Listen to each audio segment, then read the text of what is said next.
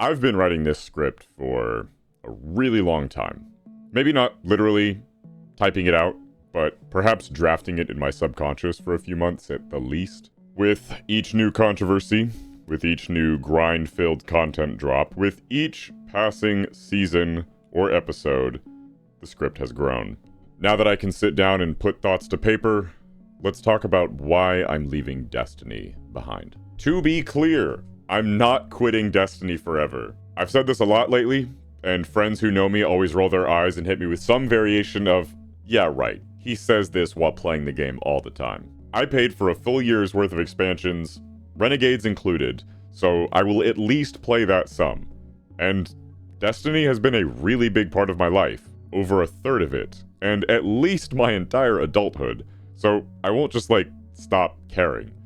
Part of the reason this video exists in the first place is that I do care. Looking back at Destiny's past, there have been a few examples that stick out to me as being what I would call disrespectful game design. Some of these examples are specific events or achievements that are isolated to the time frame in which they happened. Others are more broad, overreaching gameplay choices that are baked into Destiny's DNA. The furthest back example I can remember is, of course, the first year of Destiny 2, with the launch of Red War, and then transitioning into the Curse of Osiris era. Destiny veterans know the infamous 2 tokens and a blue, but to put it very simply, the game was entering a state of lackluster content, and I vividly remember dropping Destiny entirely right after the Curse of Osiris expansion came out, and I didn't even play Warmind until much later. Forsaken brought with it a slew of amazing features and content, but we're not going to talk about those, because there is one painfully vivid memory of that era that I don't think I can forgive Bungie for. The Chronicler title and Truth to Power. Forsaken introduced a new system of seals, which came with a title that you could mount under your name, and a physical pin you could buy to display in real life to showcase your achievements. This was awesome, and I made it my mission to earn all of them. I'd never seen any other game do this before, and it was really cool to have something physical to represent your in-game achievements. But one in particular, though, that was introduced was the Chronicler title. This seal was entirely focused, as the name would suggest, on lore books and collectibles. Many lore books could only be unlocked by completing certain mission secrets or finding pages scattered about the world. But one book, though, titled Truth to Power, was the worst. It contains 11 pages, and each page could only be earned by visiting a special location that was only accessible on a 3-week cycle, and you could only earn 1 page at a time.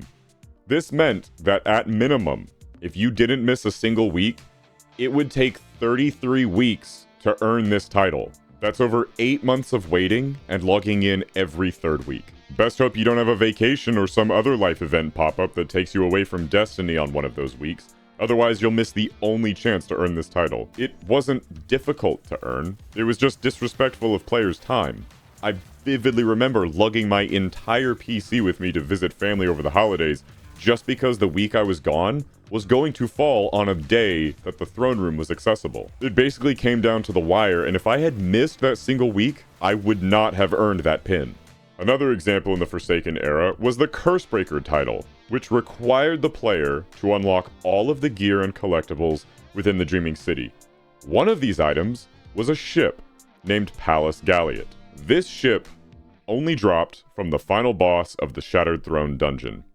This boss only had a tiny percentage chance to drop the ship when defeated. Loot would only drop once per week per character. This dungeon, just like the lorebook collectibles we just talked about, would only be available every 3rd week, which means that a pinnacle achievement that players like myself wanted to buy in real life was entirely unobtainable due to pure bad luck. It took me months of grinding this dungeon, but I did finally earn it, obviously, but I will never forgive that era for how bullshit the RNG was. Quests that require a very rare boss to spawn in Gambit matches, and then you have to defeat that boss 3 different times. This was required for the Dredgen title. Limited time events, such as the Pantheon event, were a huge success. but they were also hugely anxiety-inducing and time-consuming. I have a whole video about it here, but it took us 4 straight weeks and multiple all-nighters just to beat a handful of bosses. Because there was such a tight timeline to earn this achievement before it was gone, it was probably one of the single most exhausting and stressful experiences I've ever had in Destiny. If you're starting to notice a pattern here, it's because the majority of Destiny feels like time gating, FOMO game design, and locking triumphs behind RNG. And now, as life truly starts to take hold, it's basically impossible to pursue the same triumphs that I used to.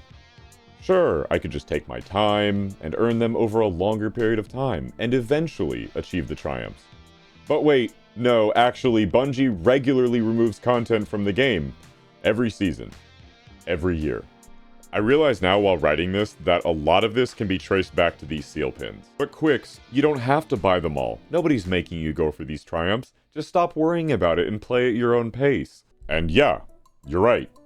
But that means I now have to lower the bar for what I consider to be aspirational content. My lofty goals of collecting these things just isn't possible with the grind and timelines that Bungie provides me with. It's a game that seemingly demands that you treat it as a full-time job, but will also only dangle the carrot for a few months at a time. It's just getting exhausting. But let's get away from what was the drive in the past, and let's look at the more front and center content drought that we find ourselves in now, in the present. As I'm writing this, it's right in the middle of the Call to Arms event, and I can't help but feel like it's even further pushing me away with how it's structured. I know Bungie already fixed this, but locking a ton of exclusive content behind a massive grind is just not enjoyable. The event itself is kind of grindy, which they always have been, that's fine. But the initial barrier to entry required that you already be 500 plus in order to truly compete. No matter how appealing this event may have been, I was dead on arrival because I really hadn't been playing Destiny for the last few months. Most of the time, for a limited time event, there's less barrier to entry and more opportunities for players to just hop in and participate in the new stuff before it's gone. Typically, this formula has been pretty exclusive to holidays. The Festival of the Lost and Dawning are prime examples. But it seems like recently Bungie can't go a few weeks without cramming in yet another event. As a seal collector, I've been adamant on keeping up with the ever-growing roster of titles.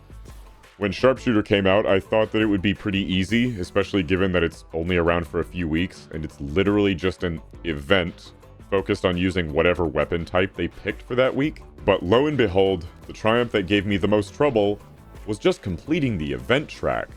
I remember running so many activities trying to get that last bit of XP, and it was the night before it would all be reset, and I just caved and spent 100 silver on the last rank, just so I could finish the damn title. And that did not feel good.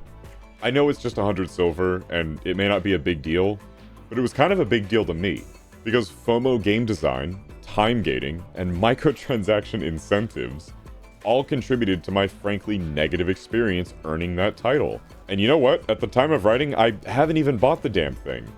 I don't even know that I will, because $30 for yet another piece of zinc on this board just really isn't worth it to me. On the subject of event tracks, why do we need to have multiple? There's one for the year, one for the season, and one for the limited time events. It's just a weird, needless excuse to grind more, without anything aspirational to strive for. And speaking of aspirational goals, the loot system in Destiny 2 is utterly fucked. Alright, obligatory Destiny veteran rant incoming, but back in my day, there was rarity to gear.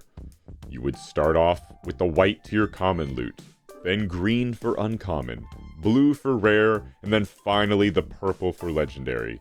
But the most coveted of items, so rare that seeing that flash of gold would instantly turn grown men into screaming babies. The exotic gear. Now, exotics are not rare at all, and getting an exotic engram to drop is just another thing to clog up the inventory.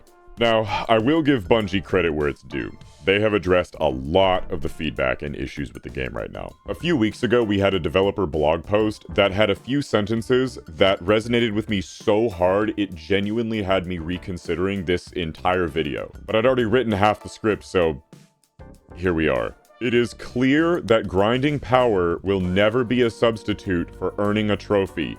Climbing through throwaway tiers en route to the gear you want to build around isn't aspirational. Yes! This right here may be the foundation of winning me back. But as it stands right now, the game is still in a really rough state, and I'm very skeptical. I wrote an entire paragraph about the portal, but I just can't bring myself to read it. The portal sucks, and I hate it. I know friends are going to say that this is a skill issue and that it's actually not that bad, and I'm glad you think so, truly. Bungie deserves someone appreciating their hard work, because this feature was marketed to us as a fix-all, one-stop shop for new and returning players. But as a regularly returning player, I'm more confused than ever. I don't even know how to navigate the game I've been playing for 8,000 hours. I'm going to finish out this section by acknowledging that a lot of content has been made talking about the state of the game currently. I'm not saying anything new, nor am I going to rehash issues that bigger and better content creators have already covered in detail. But right now, I'm just in pure burnout. And I've had a really hard conversation with myself in the mirror that if I want to continue enjoying other games and other hobbies, my real-life relationships, then I have to give up being a completionist in Destiny. And I will not be able to earn every single title in the game. Destiny just doesn't respect my time, and you know what? Maybe it never really did.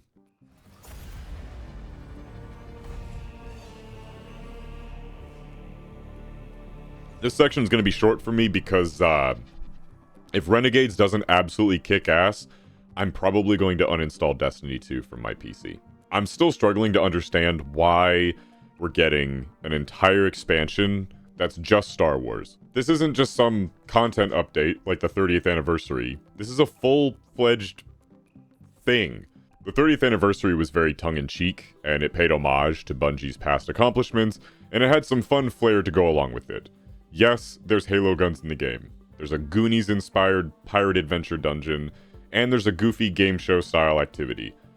But that anniversary content came out in the midst of, like, real Destiny expansions. This was on the tail end of a great year in Beyond Light, and right on the doorstep of Witch Queen, which a lot of people consider to be a big highlight in the game's history. But now, the only thing we have to look forward to is Star Wars. Now, I love Star Wars. Truly, it's great. But this game is not Star Wars. This is Destiny. And it really feels like we've lost the lead of what makes this franchise unique. Crossover content has been really bothering me from day one, because I really don't want Destiny to turn into Fortnite, where Goku and Peter Griffin are running around chasing Slimer from Ghostbusters. But those have just been cosmetics, it's fine. It isn't putting anything in your face, well, now it's putting it in your face. There's so many new and exciting games I want to play these days, and there's so much more enticing aspirational content out there. Could Bungie win me back? Yeah.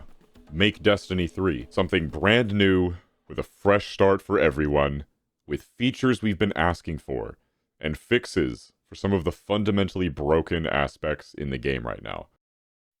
Alright, well, I just really needed to get that off my chest.